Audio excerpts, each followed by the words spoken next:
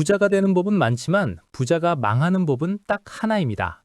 1989년 일본은 문자 그대로 세계 최강이었습니다.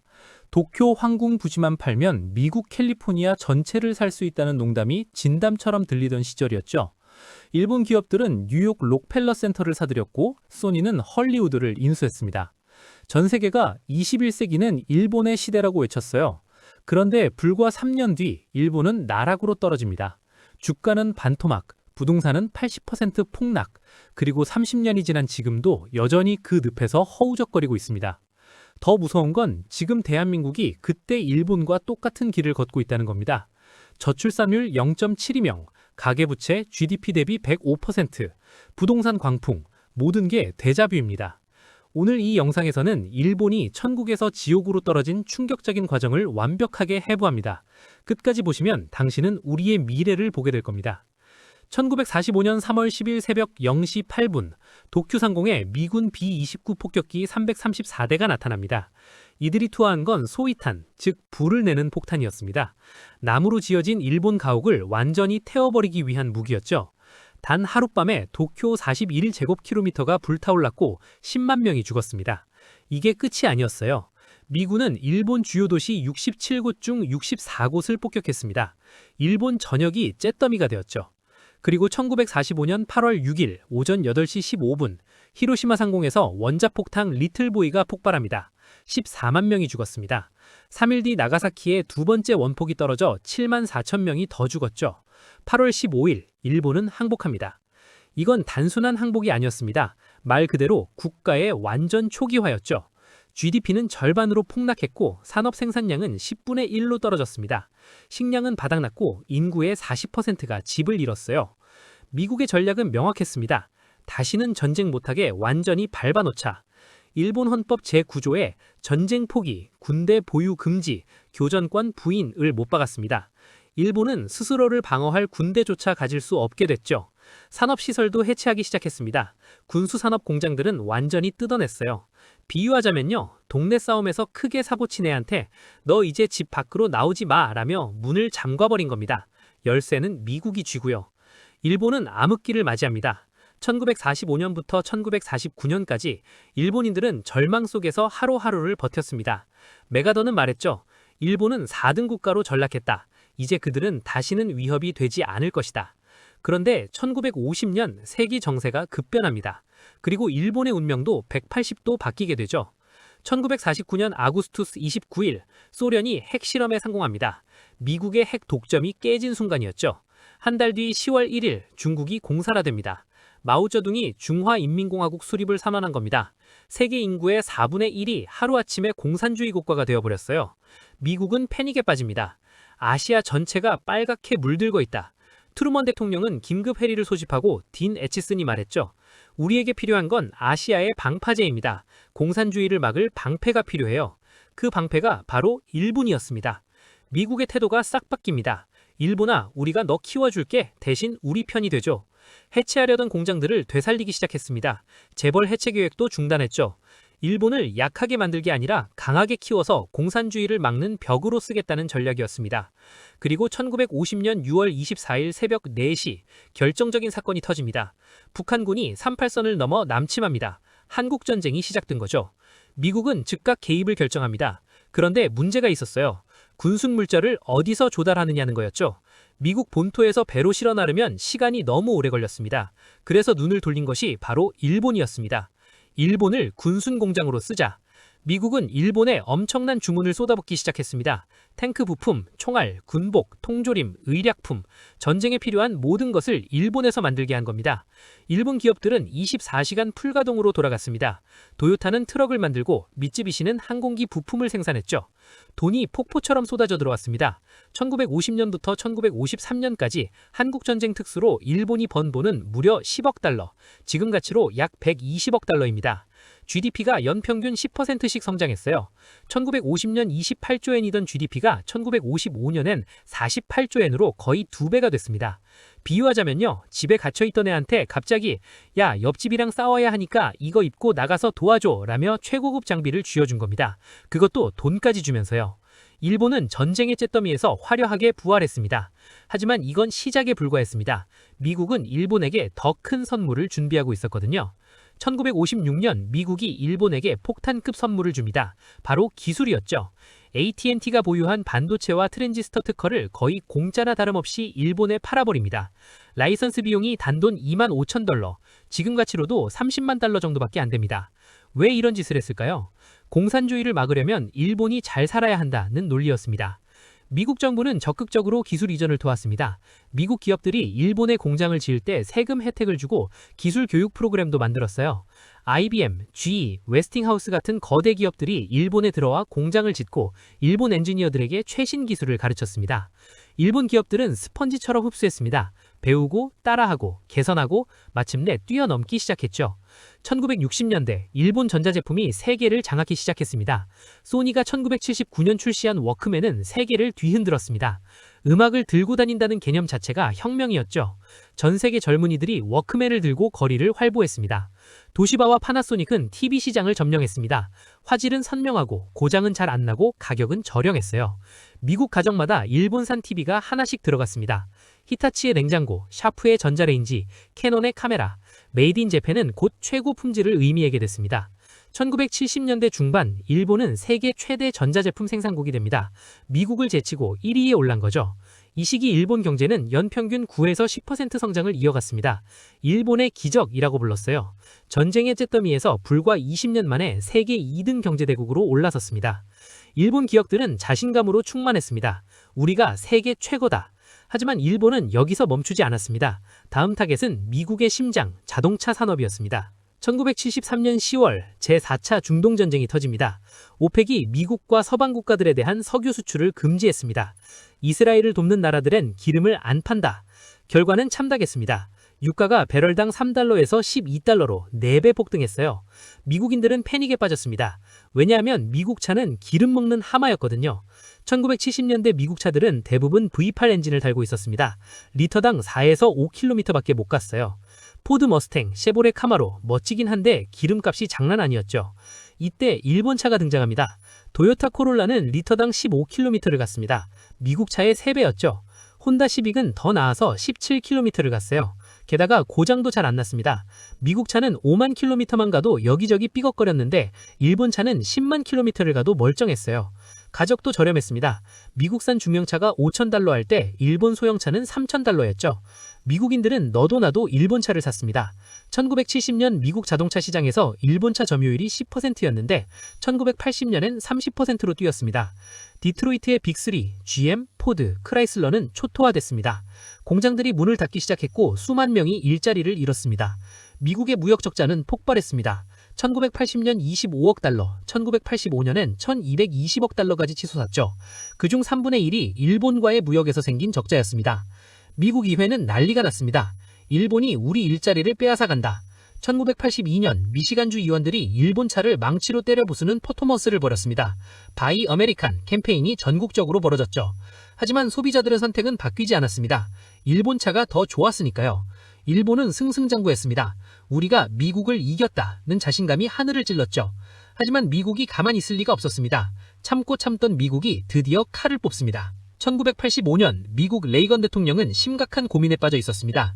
무역 적자는 GDP의 3%를 넘어섰고 매주업도 무너지고 있었습니다.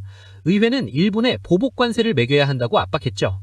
레이건은 결단을 내립니다. 일본을 직접 건들자. 재무장관 제임스 베이커는 G5국 차들을 뉴욕으로 불러들입니다. 명분은 세계 경제의 균형이었지만 속내는 명확했습니다. 일본아, 너 너무 잘 나가니까 좀 깎아야겠어. 1985년 9월 22일 뉴욕 플라자 호텔에서 역사적인 회의가 열립니다. 바로 플라자 합의였죠. 미국의 요구는 단순했습니다. 달러 가치를 낮추고 엔화 가치를 올려라. 플라자 합의 직전에 환율은 1달러에 240엔이었습니다. 그런데 합의 후 1년 만에 1달러에 150엔으로 떨어졌어요. 엔화가 무려 60% 절상된 겁니다. 이게 무슨 의미냐고요? 일본 제품이 갑자기 비싸진 겁니다. 예를 들어 볼게요. 미국에서 1만 달러 하던 도요타 차를 만드는데 240만 엔이 들었습니다. 그런데 환율이 150엔이 되면서 1만 달러를 받아도 150만 엔밖에 안 되는 거예요. 이익이 대폭 줄어드는 겁니다. 비유하자면요. 라면 한 봉지를 1,000원에 팔던 가게에 갑자기 너 이제 2,000원에 팔아 라고 강요한 겁니다. 손님들이 끊길 수밖에 없잖아요. 일본 수출 기업들은 패닉에 빠졌습니다. 도요타, 소니, 파나소닉, 엔화절상으로 가격 경쟁력이 뚝 떨어진 거예요. 일본 정부는 급하게 대책을 세웁니다. 수출이 막히면 내수를 키우자. 해법은 간단했습니다. 금리를 낮춰서 사람들이 돈을 쓰게 만드는 거였죠. 1986년 1월, 일본은행은 기준금리를 5%에서 2.5%로 확 낮춥니다. 사상 최저 수준이었어요.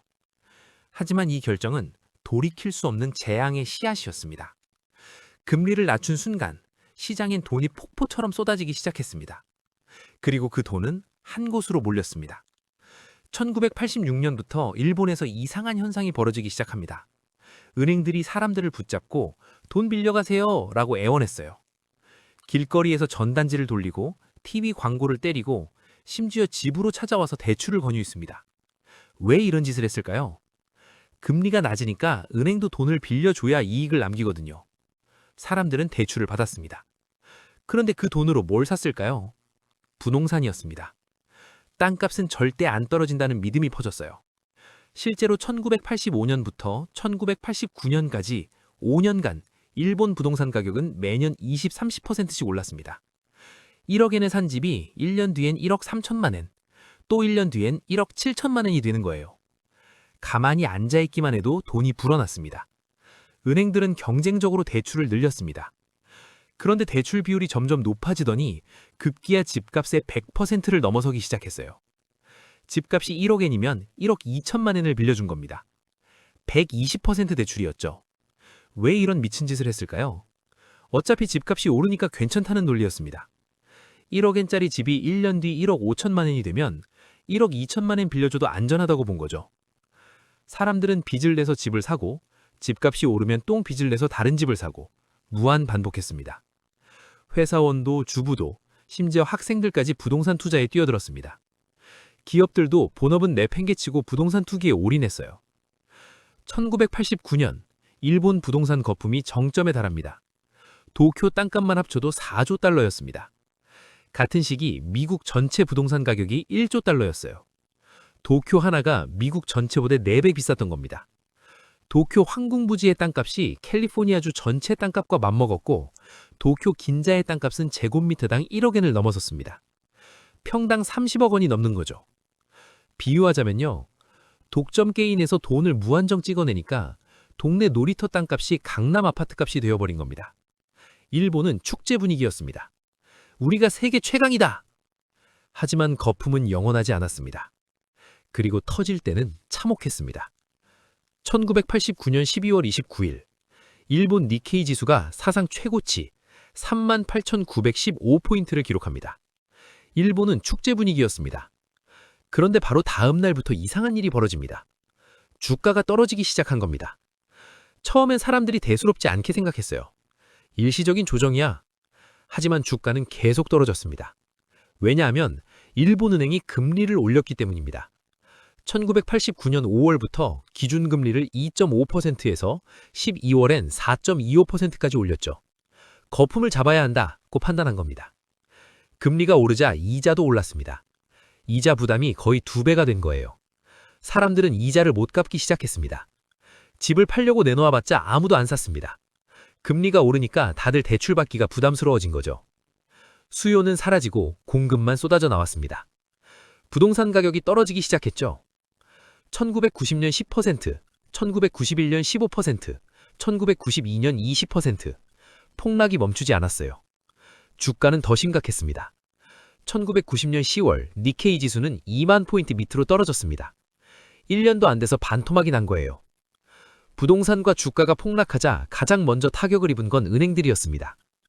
1억엔짜리 집을 담보로 1억 2천만 엔을 빌려줬는데 집값이 5천만 엔이 떨어져 버린 거예요. 은행들의 부실 채권이 폭발했습니다. 1993년 기준으로 60조 엔이었어요. 1997년 야마이치 증권이 파산합니다. 일본 4대 증권사 중 하나였는데 무너진 거예요. 1998년엔 일본 장기신용은행과 일본 채권신용은행도 파산했죠. 설상가상으로 자연재해까지 터집니다. 1995년 고베 대지진, 6,434명 사망, 피해액 10조 엔. 1997년 아시아 금융위기, 2008년 리먼 브라더스 사태, 2011년 동일본 대지진과 후쿠시마 원전 폭발, 18,000명 사망, 피해액 16조 엔. 재난이 연속으로 터졌습니다. 비유하자면요. 파티가 끝났는데 설거지할 자면도 없고 갑자기 집까지 무너져버린 엎친 데 덮친 격입니다. 거품이 꺼진 1990년부터 일본 경제는 제자리 걸음을 걷기 시작합니다. GDP 성장률은 연평균 1%도 안 됐어요. 처음에는 잃어버린 10년 이라고 불렀습니다. 그런데 2000년대도 2010년대도 마찬가지였어요. 지금은 잃어버린 30년입니다. 2012년 12월 29일 아베 신조가 일본 총리로 재집권합니다. 아베는 아베노믹스를 들고 나왔죠. 핵심은 세 개의 화살이었습니다. 대담한 금융정책, 돈을 미친 듯이 풀겠다. 기동적인 재정정책, 정부가 돈을 쓰겠다. 성장전략, 구조개혁. 일본은행은 양적 완화를 시작했습니다. 한 달에 7조 엔씩 돈을 찍어냈어요. 기준금리는 제로로 낮췄고 2016년엔 마이너스 금리까지 도입했습니다. 은행에 돈을 맡기면 오히려 수수료를 내야 하는 상황이 된 거죠. 처음엔 효과가 있는 것처럼 보였습니다. 주가는 10,000포인트에서 24,000포인트까지 올라갔죠. 하지만 서민들의 삶은 나아지지 않았습니다. 임금이 안 올랐거든요. 물가는 올랐는데 월급은 그대로, 소비가 늘지 않았습니다. 왜냐하면 일본 사회가 근본적으로 바뀌어버렸기 때문입니다. 일본인들은 거품 붕괴의 트라우마에 시달렸습니다. 빚내서 투자하면 망한다는 걸 배웠죠. 소비 대신 저축, 투자 대신 현금을 쥐고 있었습니다. 더 큰 문제는 인구 구조였습니다. 1990년 일본 인구의 12%가 65세 이상이었습니다. 2020년에는 28%까지 올라갔어요. 거의 3분의 1이 노인인 겁니다. 노인들은 소비를 하지 않습니다. 미래가 불안하니까요. 청년들도 마찬가지였습니다. 비정규직이 40%나 됐어요. 청년들은 결혼도 아이도 포기했습니다. 일본 합계 출산율은 1.34명까지 떨어졌습니다. 인구가 줄어들기 시작했죠. 2008년 1억 2천만 명에서 2020년 1억 2,600만 명으로. 인구가 줄면 소비가 줄고, 소비가 줄면 투자가 줄고, 투자가 줄면 일자리가 줄고, 악순환입니다. 일본 청년들 사이에선 사토리 세대, 히키코모리, 로스트 제네레이션 등의 용어들이 생겨났습니다. 자, 이제 우리 이야기입니다. 2024년 대한민국 합계 출산율 0.72명, 세계 최저, 고령화 속도 세계 최고, 가계부채 GDP 대비 105%, 일본보다 높습니다. 서울 아파트 가격 평균 연봉 18배, 도쿄 15배보다 높습니다. 데자뷰가 아닙니까? 30년 전 일본과 똑같지 않습니까?